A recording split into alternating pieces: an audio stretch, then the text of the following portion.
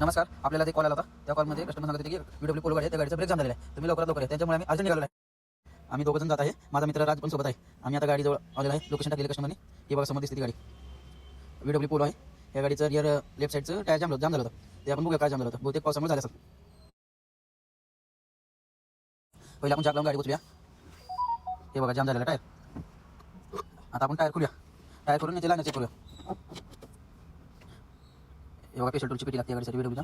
Break जाम झालं होतं पावसामुळे आणि ब्रेक सिलेंडरमधून ऑइल लिकेज होतं मायनर. हे आपण पॉलिश करून घासून घेत आहे लायनर आणि ब्रेक लायनर. 600च्या पेपरनं आपण लायनर स्वच्छ केलेलं कापडानं स्वच्छ धुवून पुसून लावलेलं आहे. त्याला एक स्क्रू येतो लायनरला. तो प्रॉपरली स्क्रू लावून मग आपण चेक करूया एकदा गोल फिरून. हे बघा स्क्रू फिटिंग झालेलं आहे. एक नंबर काम झालेलं आहे. आता आपण टायर लावून घेऊया. थोडाफार त्रास होईल VWच्या गाडीचा टायर लावताना. हे बघा आपण टायर फिटिंग चालू आहे.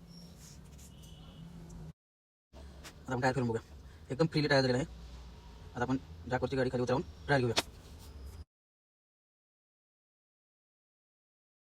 कस्टमर स्वतः ट्रायल घेत आहेत. गाडी ओके झालेली आहे. गाडी एकदम ओके झालेली आहे. कस्टमर पण खुश आहेत. धन्यवाद दोस्तांनो, धन्यवाद.